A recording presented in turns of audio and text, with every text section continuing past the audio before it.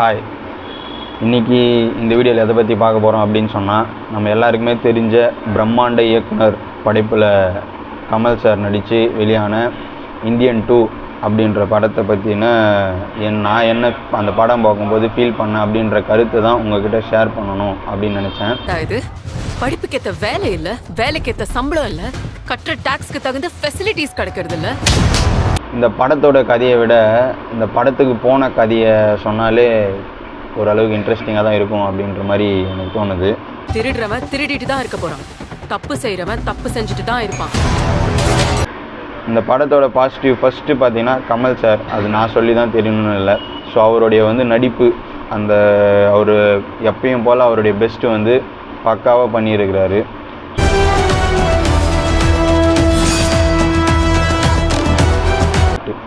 Art director, so அந்த set போட்டிருந்தாங்க. So அதெல்லாம் பார்த்திங்கன்னா பயங்கரமாக இருந்துச்சு. ஒரு எப்படி சொல்கிறது, ஒரு கோல்டு, ஒரு இடத்த ஃபுல்லாமே ஒரு கோல்டால் அதெல்லாம் ரிவ்யூ பண்ண விரும்பல.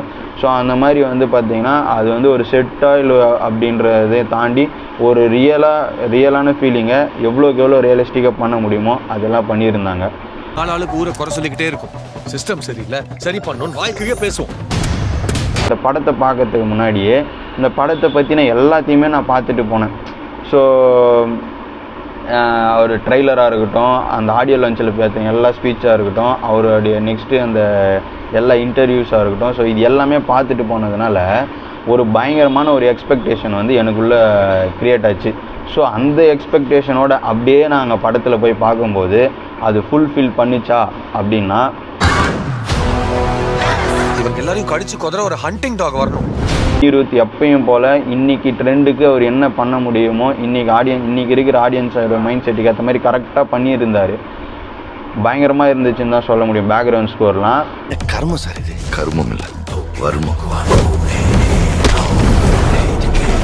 அந்த ஏஆர் ரகுமான் சாரோட பிஜிஎம் போடுவாங்க. ஸோ அப்படி அது போடும்போது அதுவா அப்படின்ற ஒரு கம்பேரிசன் வரும்போது உண்மையிலே முடிவு பண்ண முடியல அப்படின்னு செஞ்சா அதுக்கிட்ட தப்பிக்கவே முடியாதுன்ற பயம் வரணும். இப்போ சங்கர் சார்னு சொன்னால் அந்த பாட்டுக்கு எவ்வளோ மெனக்கெடுவார் அப்படின்றது எல்லாருக்குமே தெரிஞ்ச விஷயம். ஸோ ஃபஸ்ட்டு ஒரு சாங் வரும். ஸோ அந்த சாங் பார்த்திங்கன்னா அவர் ஒரு இன்டர்வியூவில் கூட சொல்லியிருப்பார், அந்த ஒரு இடத்துல அது இடம் பேர் மறந்துட்டேன், அந்த இடத்துல ஒரு 20 நாள் அங்கே ஒரு 2 மணி நேரம் தான் ஒருத்தரால் நிற்கவே முடியுமா. ஸோ அப்படிப்பட்ட அந்த இடத்துல ஒரு 20 நாள் கிட்ட ஷூட் பண்ணியிருக்காங்க. நெகட்டிவ் சைடுன்னு சொல்ல முடியாது, இன்னும் கொஞ்சம் பெட்டராக பண்ணியிருக்கலாம் அப்படின்ற சைடு நம்ம இப்போ பார்க்க ஆரம்பிப்போம். என் கேரியர்ல நான் முடிக்காம போன ஒரே ஒரு கேஸ் சேனாபதி. பேசாம இவனை ஆன்டி இண்டியன் அறிவிச்சிடலாமா? முன்னாடி பார்த்த சங்கர் சார் படம் அப்படின்னா ஒரு பிரம்மாண்ட இயக்குனர், நம்ம தமிழ் சினிமாவை வேறு லெவலுக்கு ஆல்ரெடி நிறைய கொண்டு போகிறதுக்கான முயற்சிகள்லாம் அவர் நிறைய பண்ணியிருக்கிறார். மெயினாக இந்த எடிட்டிங், விஎஃப்எக்ஸ் அதெல்லாம். ஸோ அதெல்லாம் இந்த படத்துலையுமே எந்த குறையும் இல்லை. ஸோ என்னென்னா எனக்கு என்ன ஃபீல் ஆச்சுன்னா, சங்கர் சார் படம்னா எல்லாமே பார்த்திங்கன்னா மெயினாக அங்கே சுற்றி இங்கே சுற்றி கடைசியாக பார்த்திங்கன்னா ஒரு ஸ்ட்ராங்கான ஒரு சோஷியல் மெசேஜை சொல்லக்கூடிய ஒரு படமாக தான் இருக்கும். இந்த வயசுல நேர்மை தவறக்கூடாது, பொய் சொல்லாத, திருடாதன்னு நீங்க தானே சொல்லி தந்தீங்க. படத்தில் என்ன அப்படி தோணுச்சுன்னா, வெறும் அந்த சோஷியல் மெசேஜ் மட்டும்தான் இருக்கிற மாதிரி தோணுச்சு. அந்த ஆடியன்ஸை கனெக்ட் பண்ணக்கூடிய அந்த ஒரு எலமெண்ட்டுமே இல்லை அப்படின்ற மாதிரி தான் தோணுச்சு எனக்கு. வளர்ந்தப்புறம் இதெல்லாம் செஞ்சாதான் வாழ முடியும்னு சொல்றீங்க. எல்லா படமும் இதுக்கு முன்னாடி அவர் எடுத்த எல்லா படமும் சேர்த்து வச்சு ஒரு படம் பார்த்த மாதிரி தான் எனக்கு இதுவாச்சு. அதே மாதிரி பார்த்திங்கன்னா அந்த வர்மக்கலை அப்படின்றாங்க, அது தெரிஞ்சவங்களுக்கு ஓகே. பட்டு தெரியாத இப்போ ஒருத்தன் அதை பற்றி எதுவுமே தெரியாது, ஒருத்தன் பார்க்குறான் அப்படின்னா அது ஏதோ ஒன்று அந்த வர்மக்கலை மூலிமா ஜஸ்ட் ஒரு டச் தான் பண்ணுறாரு. அந்த டச் பண்ணுறது மூலிமாவே அவனுக்கு பல விதமான அந்தந்த ஒரு வர்மத்துக்கு உண்டான அந்த ஒரு இது நடக்குது.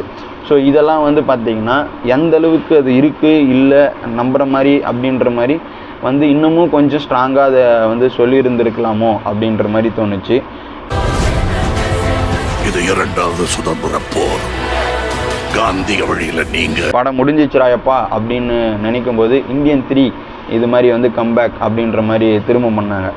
அந்த கடைசி அந்த இந்தியன் 3க்கான ஒரு இன்ட்ரோ வைக்கும்போது அது பயங்கரமாக இருந்துச்சு.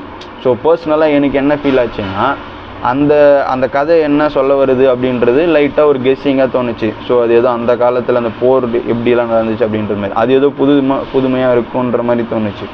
பட் அது எதுக்கு இந்தியன் 3 தனியாகவே எடுத்துக்கிட்டு ஸோ இதை வந்து கொஞ்சம் எவ்வளோக்கு எவ்வளோ தேவையான அளவுக்கு எடுத்து ஷார்ட்டர் பண்ணி அந்த இந்தியன் 3யோட கதையை இதில் வச்சு ஒரே படமாக எடுத்திருந்தால் இன்னமும் பயங்கரமாக வந்திருக்குமோ அப்படின்ற ஒரு ஃபீல் தான் எனக்கு தோணுச்சு.